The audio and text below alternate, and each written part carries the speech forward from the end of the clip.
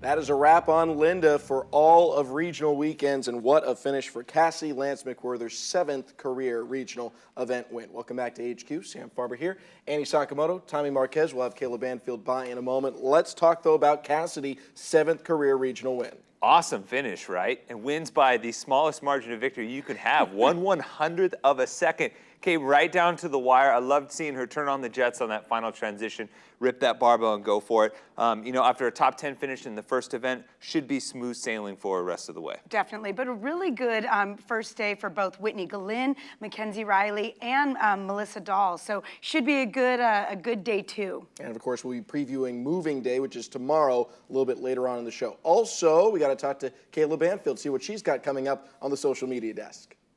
Thank you, Sam. I have a lot coming up later, but for now, I just wanted to let you know that we're answering questions today. So if you have any questions, please place them in the Facebook feed. Thanks, Sam.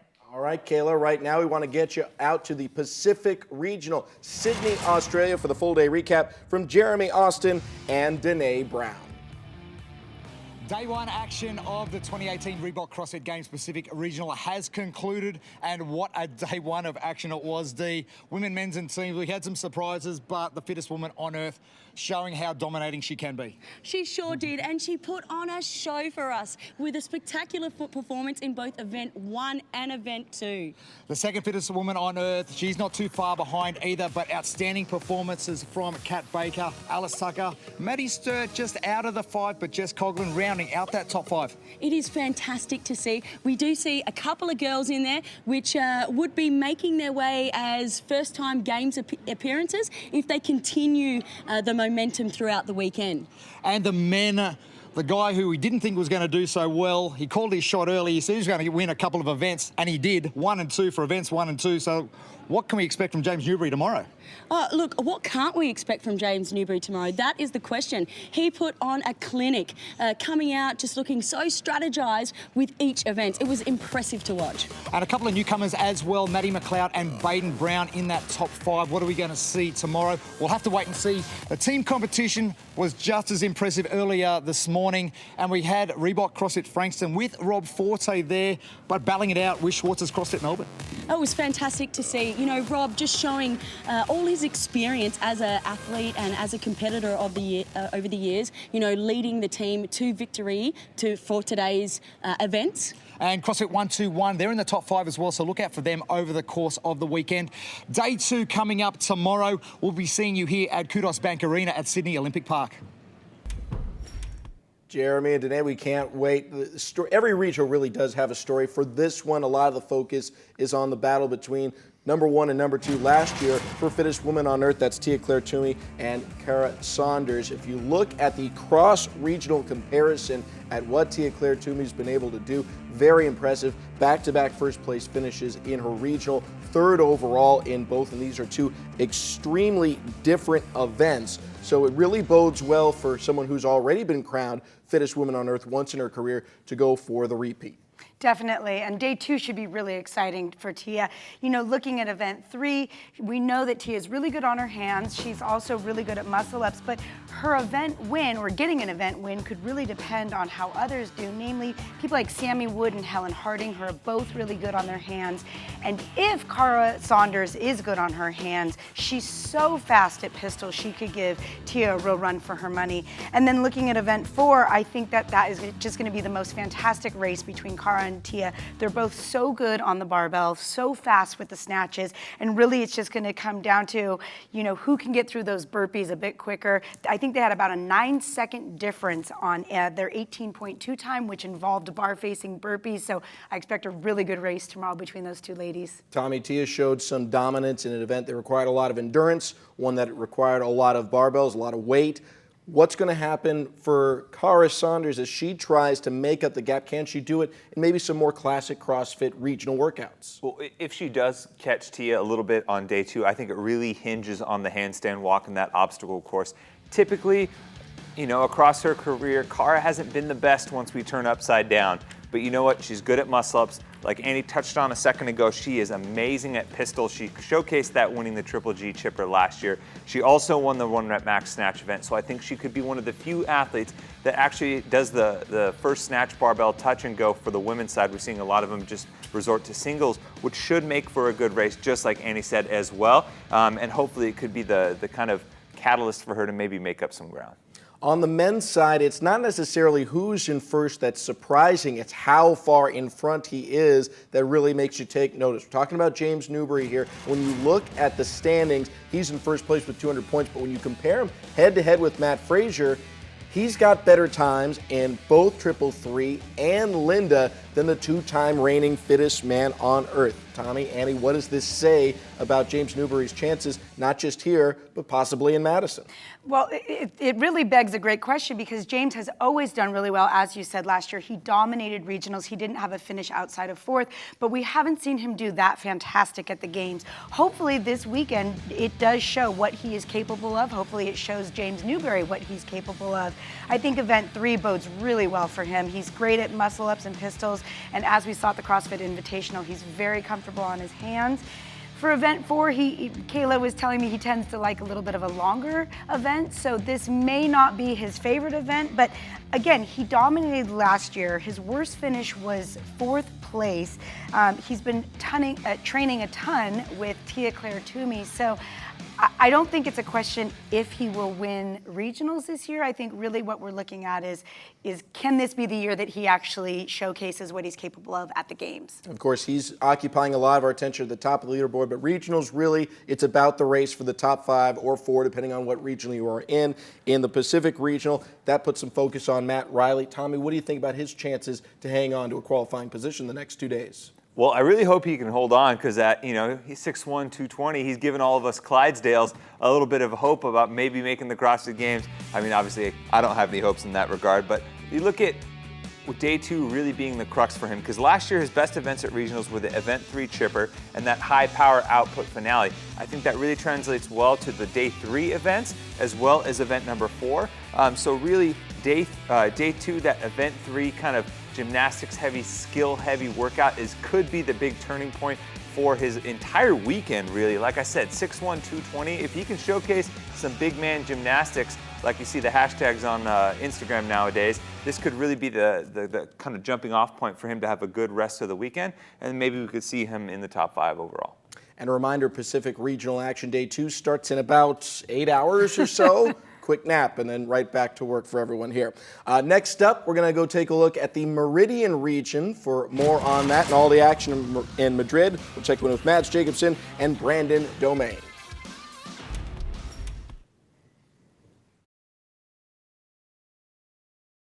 At Caja Mágica here in Spain. Brandon and Mads with you. And on the men's side of the competition, the big story today was the turnaround from a year ago for Elliot Simmons. Elliot Simmons was an absolute pleasure to watch today. We know that he's grown as an athlete, and we know that he's worked a lot on filling out some of the gaps that he had last year. He came out here, it was calm execution, started out slow, stuck to his plan, didn't get phased by anybody else, and then just kind of increased as he went through, just increased the speed, climbed through the field, and had some great finishes as well. It just bodes well, and it tells you that he's grown both physically and mentally as well. It was a 5th place in event number 2, but most importantly for him, the win in event number 1 for the 2nd consecutive year starting the competition with a win. I mean, it's always great to get a good start, and we knew that Elliot was going to be able to do well. We didn't know that he was going to be able to do this well, but once you saw him on there, he was all smiles. It was the Elliot we wanted to see. And he leads the point standings after day number 1. The only other person to have 2 top 5 finishes on day number 1 was the number 1 man coming out of the Open, Willie George. Willie George was another one of these guys who on social media was super clear about the fact that he felt that he was in a better place this year, and he said it's about time I go out there and show it, and he really did. He showed some mental toughness as well, just sticking to his game plan, and I think it bodes well for Willie George. And every regional in 2018 wouldn't be the same if we didn't have a surprise after day number 1, and we got one in 3rd. Mohamed Alamda, where did he come from? Who is this guy? I know that he was a rower, I know that he was an Arabian champion, and he did amazing out here. His 2nd event was really good, but his first event wasn't bad at all. And meanwhile, on the women's side, if we we got Elliot Simmons in first on the men's side. We might as well have Jamie Green in first on the second. Why not? It's a family affair. Jamie Green went out there and did really, really great. 2 second-place finishes, put her in a great position, and it was great execution from her as well. Second puts her atop the women's point standings after day number 1. So we go to day number 2 tomorrow. We start it with the teams bright and early, 9 a.m. local time, 3 a.m. on the east, midnight on the west from here in Madrid. Brandon, thank you so much. I have to correct myself. I misspoke. We actually start the Meridian Regional in 8 hours. Pacific starts in 30 minutes. We've been up for like 24 hours already, so my bad, my bad. Just stay up. Keep watching CrossFit. Let's talk a little bit more about the men's competition. Willie George, a surprising, somewhat second place, a person we haven't seen at the games before. He's in position right now. Right, and the spotlight was on him coming into this regional. He was third in the Worldwide Open, and so it kind of begs the question, is this for real, or is this just kind of a fluke? Obviously, he had a very consistent first day with 2 fourth-place finishes. But tomorrow is a new day, and it's a lot higher skill work, and specifically the handstand walk is what I'm watching Willie on, because his worst event at regionals last year was event 4, which had handstand walks. One of his worst finishes in the Open this year was 18.4, again consisting of handstand walks. So we're going to see tomorrow, did he work on his weakness, which I would say is handstand walking, and can he hang in there to actually qualify for the games this year? There's a Games veteran right now who's not in the best qualifying spot. He's in 10th place. That's Jason Smith, our Dan Bailey's favorite Jay Smith, currently competing in athletics right now. Looking at Jason, it seems like he's dealing with a bit of an injury. What are his hopes for day 2? Well, it's going to be an uphill battle for Jason. I mean, he came into the weekend with an ankle injury, sprained it, testing one of the events. And then what we saw later, towards the end of event number 2 today, he closed it out. He had some cramping in his lower leg, looked like maybe a hamstring or a calf. And then you can't help but look at what's on tap immediately on day number 3, because you're already dealing with lower leg issues and your ankle, and you have 135 pistols to start off the weekend. So that's going to be an immediate gauge of where his recovery was at in terms of his ankle and his hamstrings as well. I think he should be fine in event 4, so really it comes down to are his legs okay for that first event? Looking a little bit closer at the women's competition, Jamie Green is your leader, 2 second-place finishes, but she won both of her heats. Sometimes one of the X factors in any kind of CrossFit competition is the ability to compete. She's going to get all the top athletes in her heat from now on. Is Jamie Green in a position where this is her regional to lose? I definitely think so. I mean, if we look at Jamie Green's resume, she's won the Worldwide Open. She's been on the podium at the CrossFit Games on a team. She's gotten 8th place as a rookie as an individual at the CrossFit Games. She's won an event at the CrossFit Games. So really, one of the things that she needs on that resume is winning the regional. Event 3 should be really good for her, considering that she did win Amanda at 45 at the CrossFit Games, which is high rep muscle ups. She was 3rd in event 4 at the Meridian Regional last year, which included handstand walks in a field of gymnasts. So that bodes well for her. So really, I think this is Jamie Green's deal to seal. Manila Panaccio is another one of the top performers for day 1. Maybe not a threat at the moment to win the regional, but certainly one to go to the games. Tommy, what's your prognosis for her day 2? Well, it could be a tough day 2, so really she's just got to battle through it. You take a look at what's on tap in totality on day number 2. You have a ton of high-skill gymnastics, and then you have a short, sprinty workout with a ton of bar-facing burpees. Well, you look at the Open. Well, the gymnastics-style workouts in 18.3 and 18.4, she was outside the top 15 in her region. That's not even getting counted with the rest of the other super regional format. And then her worst finish by far in the Open was in 18.2, that short, quick, similar time domain, ton of bar-facing burpees, and that's how you close out the day as well. So it may not bury her, but she could be finding herself on the bubble trying to battle it out on day 3. In team competition was Cape CrossFit Wolfpack, who had a very, very impressive day number 1. The team out of South Africa with the full 200 points. Again, there's only 4 teams that are going to go to the games right now. It's Team Crash on the right side of the dividing line, 4 points ahead of CrossFit Galileo. But the 200 points particularly caught our eye because not a whole lot of teams have been able to do that. In fact, none of them have, only individual athletes. and some big names, Katrin Davidsdottir, Tia Claire Toomey, and of course James Newbury, who scored the 200 points in the Pacific Regional. So what exactly does it mean at this point? We've seen some of the other times, some of the other teams that have gone out there and posted good scores, but not 200 points. What does it mean that this team has? Well, I don't think it means much outside of just this particular region, because if you look at all the other regionals that sent more than one team, so that's not counting Latin America, every team that finished day one in first place overall went on to qualify for the CrossFit Games. So it looks really good for them in terms of qualification. But then you take a look at how their individual event scores actually stack up against all the other teams. They were 62nd in event number one, 19th in event two, a little bit better, but still not great in terms of top of the pack. And remember, this team had more time to prepare, more practice with these events than any other team out there, save maybe the Atlantic team that's had a few extra hours, give or take.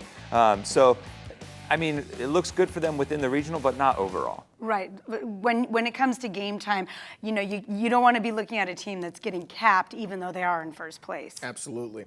Let's shift our attention to West Palm Beach, where the Atlantic Regional is taking place. And this is a regional where we were expecting some of the heavy hitters, especially on the men's competition, to go out and make a statement that they can compete with some of the fittest men on earth. Here are a look at three of the key athletes in the first 2 weeks of regional weekends: Matt Frazier, Patrick Vellner, Brent Fikowski. You see how dominant they were, Frazier especially, with 5 event wins. Brent Fikowski, a very professorial approach to the regional weekend. He pretty much had it dialed in. But when you compare that to some of the favorites in this Atlantic Regional, it doesn't all match up. You've got big names like Noah Olson and Ben Smith, who quite frankly are not in a similar state as those 3 favorites we labeled out from their regional weekends. Yeah, and I think you have to take maybe a step back here. And you saw those 3 big names, the 3 fittest men on planet Earth right now. Only Vellner was in first place after day one. Remember, Fraser was famously in second, and Fikowski almost on the bubble line there after day one. So I think it's not very uncharacteristic to see some big names on the outside. Noah, in particular, had a strong pair of finishes overall, maybe not the best. A 7th in event 1, the 333. He took 6th at the games in that event in 2014. An 11th in Linda. You know, just outside the top 10, not too bad. But I think day 2 is really going to be where he shines. I think this event 3 workout has event win written all over it for Noah. He's amazing at muscle-ups, one of the best. He won the muscle-up biathlon in 2014. He was the fastest time through the handstand obstacle course at the Invitational, so I think he's going to smash this and be just fine. Yeah, and then talking about Ben Smith, you know, obviously he's going for the all-time most consecutive CrossFit Games appearances with 10 appearances. He's tied with Matt Frazier for the most regional career event wins at 20 wins. And so it's really easy to get nervous. Oh my gosh, Ben Smith isn't in the top 5. But if we think about last year when he had that huge comeback, he came into day 2 in 19th place overall. The fact that he's in 8th place right now, only 12 points out, really, after last year's kind of scare, isn't that scary, I would say. Thinking about Ben Smith, there's nothing that this man can't do. He can walk on his hands, he can snatch a barbell fantastic, so there's nothing tomorrow that's going to trip him up. I fully expect to see him on the right side of the line tomorrow. As you mentioned, last year he dug himself out of a very large hole. This year it's not nearly as big after day 1, but at the moment he is not in a qualifying position, currently sitting in 8th place. Adam Klink is your leader with 2 extremely strong performances on day number 1. He is your leader. As we look at, again, another would-be newcomer to the games, what are your thoughts on what he was able to do on day number 1? I am extremely impressed by what he accomplished on day 1. He's out of CrossFit Krypton. He's one of the head coaches there, trains alongside the Smith brothers. You know, at 220 pounds, you might not expect him to have the 6th best time in the 333 over any regional athlete, around 36 minutes. He must have just had that assault runner humming. Backs it up with a 2nd place finish to close out day 1 in 1st place overall. I mentioned during the broadcast, this guy's got a 550-pound back squat. At this point in time, he looks legit. But event 3 could easily throw him tomorrow, and so really this event 3 could be some damage control, and then if he can get through that and then hang on for the rest, it could be his trip to the games. Yeah, last 2 years at regionals, it should be noted, he only had 2 top 10 finishes in 2 years of competition. He's already got 2 top 3s in day 1, so big improvement. Good stuff. Let's get much, much more from West Palm Beach, where Sean Woodland and Tanya Wagner are standing by for the full Atlantic recap. Thanks, Sam. Sean Woodland, Tanya Wagner here at the Palm Beach County Convention Center in West Palm Beach. Day one for the women is in the books at the Atlantic Regional, and Mackenzie Riley managed to fly under the radar all the way to the top of the leaderboard. She was a name I expected to see at the top, later on, but I didn't expect her to make the top of the leaderboard already on day one in two very different events. She was so composed and smooth through triple threes.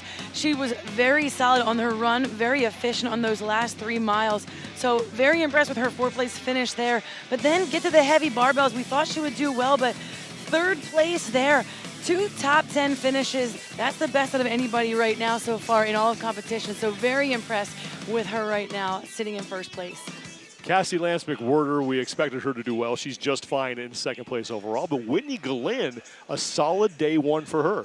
Whitney Gallin, we figured that Linda, get her to the barbell and she'll do great. But what surprised us the most was Whitney Gallin's 9th place finish on triple threes. She was really fluid, really consistent. She was strong off the row. That's what gave her a little extra time. Wasn't as efficient on the running portion of that, but really, we were still impressed with that triple three, and then did what we expected her to do here on the barbell with Linda. Very impressive. Just shy of a 1st place event finish.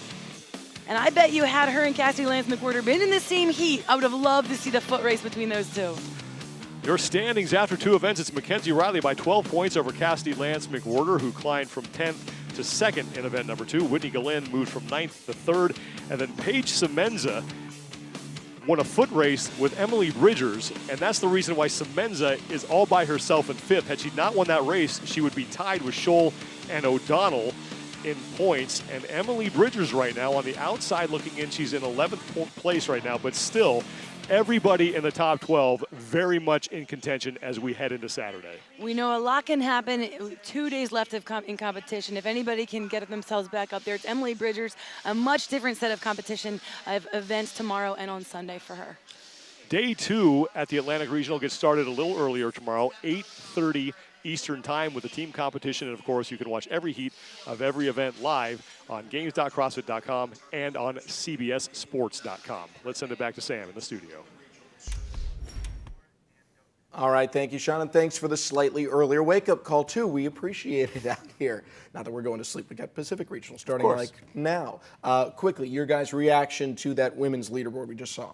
I mean, it's cool to see a trio of games vets at the top, but Mackenzie Riley, impressive day one. I actually had the chance to speak with her during the off-season, out at an off-season competition, and she just seemed like a different athlete. She was talking about how her confidence level kind of rose from that first year at the games, believing she can be one of those perennial games athletes, and she really felt this year was going to be a huge step up for her in terms of performance, and right now she's showing it. Well, and speaking of confidence, I thought Cassidy Lance McWhorter looked very confident today.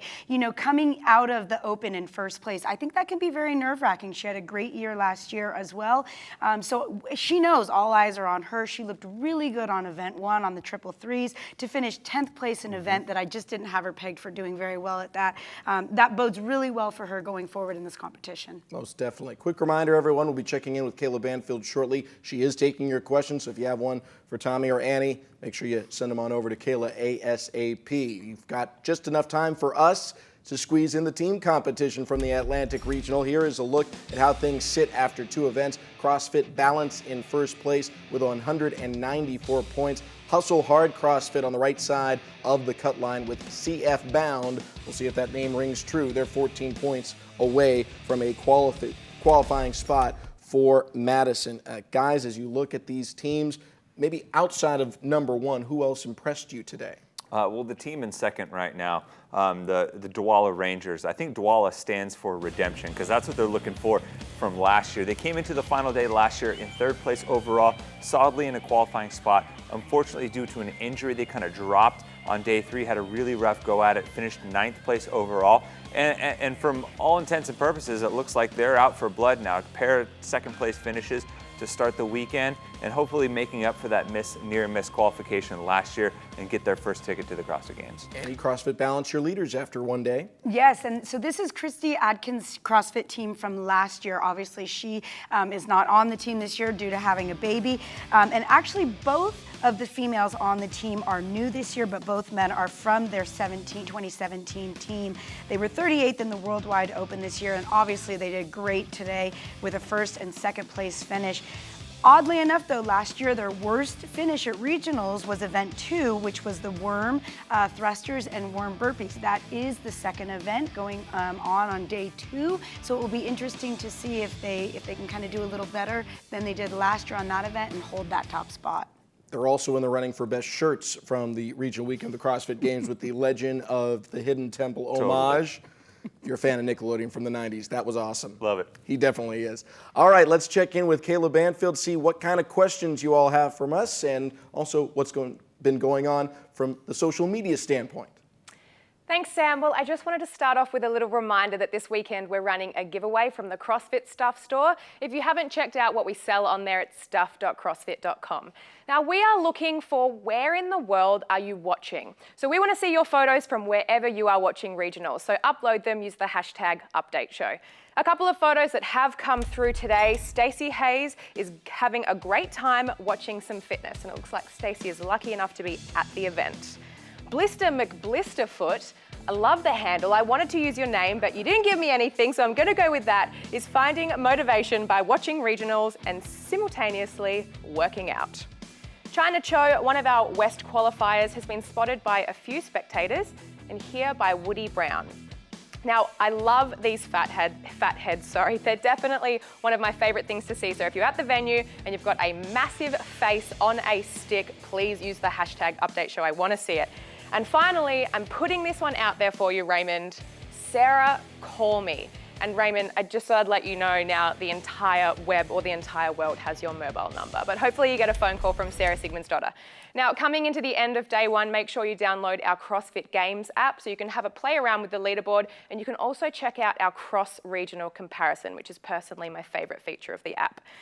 Now, questions have come through, so I'm going to read out a couple of these. And Tommy, I know you're an encyclopedia of knowledge, but I'm not sure if you're going to know the answer to this one, but I'll test you anyway. I like it. Or Quinn Hess is testing you. What is the highest an Australian male has finished at the Games? James Newbury is looking to break that record this year.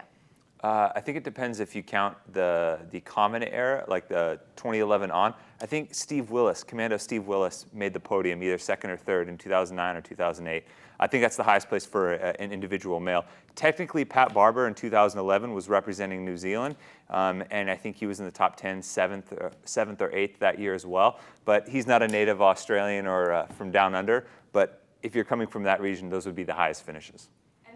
These are our guesses, and I also think Chad McKay possibly placed 9th in around that era, 11, 12 or something like that. So hopefully James does have a chance to get up there this year.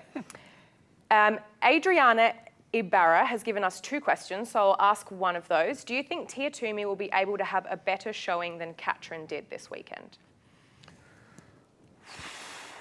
I think it's tough. I will say she will have an equal level. It's really hard to compare, right? Because different athletes, and I've poured over data from this year in and year out, different athletes perform differently in different environments. And I think it's hard to compare the competitive field of Australia to the East. So I think if she has a similar performance in terms of winning 5 events, then I think they're at the same level, but I don't think you can necessarily compare apples to apples. Even like what you were talking about with the cross-regional comparison, you can't do it because if the environment is not the same, if you're not actually going head-to-head, it's very hard to compare. Mm-hmm. I guess we'll see at the Games. And last question, Hannah Grant says, considering event 1 and 2 are so contrasting, do you think the day 1 leaderboard is more accurate this year than perhaps in years past? Good question. What do you guys think? You know, we got an interesting statistic earlier today that said actually 9 out of the 12 event 1 winners did not qualify for the CrossFit Games. So I don't know that it's necessarily a more accurate shot of what the fitness is. I think really it takes all 6 events to show who should be qualified for the CrossFit Games. Yeah, I completely agree. It's tough because in terms of total range on both ends of the spectrum, I think this is the widest we've ever had on day number 1. But there's still some very key components, some gymnastics stuff, and what I said in one of our pre-shows leading into regionals, day 3 really tests how you handle the pressure and the mental side of that, and like that's why we have 3 days, right? Yeah. You know, you got to have the full test. But it's still a really cool variance on day one. Yes. And it has been cool to see some athletes who maybe have a different background get their moment in the sun, see Yes. their names at the top of the leaderboard, and show what they can do in their wheelhouse, and also show what they need to work on still. Yep. Let's take a look at the event records. That's a wrap on events 1 and 2 for men, women, teams. So these are your final standings in Europe, the King region, I suppose, with Prasterson and Ganin winning events 1 and 2 for best overall times. For the women, it was Megala and David's daughter, Katrin, former fittest woman on earth, making an appearance here on the list. And in the team competition, West and Atlantic team, so the only team today to set an event record. And usually week 3 is when these records are set. And hats off to the athletes in week number 1 from the East and Europe that set the times to beat in these particular events. Sigurd Prasterson, that 35-minute time range on this workout was insane. I've done this 333 as is on the assault runner. This event is nasty, and going back and watching his time, that means he ran about 7-minute miles for every mile on that assault runner. That would bury most people. So hats off to still holding on strong after 3 weeks. Yeah, and to think that the very first regional to kick off has the best times for that event is just awesome. And actually a correction, Jess Towell set an event record on 333 today. So 2 event records went down today. Still very impressive that the European regional was able to set some of those marks earlier in regional competition. We'll see how many of those stand up after tomorrow's day 2. Moving day is coming up, and there are a variety of ways you have available to you to watch it. Again, Pacific Regional is about to get underway for day 2. And a reminder, we also have special coverage on CBS on Saturday, 1 to 3 Eastern, also on CBS Sports Network, 3 to 6 Eastern, as well as on Sunday from 1 to 4 Eastern. Don't miss a moment of all that great coverage. And if you have someone who's new to CrossFit, great way to get them exposed to our great sport and have them all fired up for the Reebok CrossFit Games in Madison, Wisconsin. That's going to do it for us here at HQ. Coming up tomorrow, it is Moving Day, one of the most exciting days of the CrossFit schedule. You don't want to miss it. Talk to you tomorrow. I think I was 450. That's as high as the scale really went. And so it would get to 449. It would go error, error, error. I don't know if there was really a word. It was just, oh my God. I thought that bariatric surgery was going to be the only way out. My orthopedic surgeon was the one that had recommended it. The nutritionist was like, I don't know if you can get this under control. I got caught up on YouTube one night watching videos of, people that had had bariatric surgery. And they're showing me, the scars, and they're going through all these side effects that they have. Holy shit, if I'm gonna have to do all the work, and this is what I risk, you could die. I was like, I could probably die from a workout, but it doesn't sound half as bad as, dying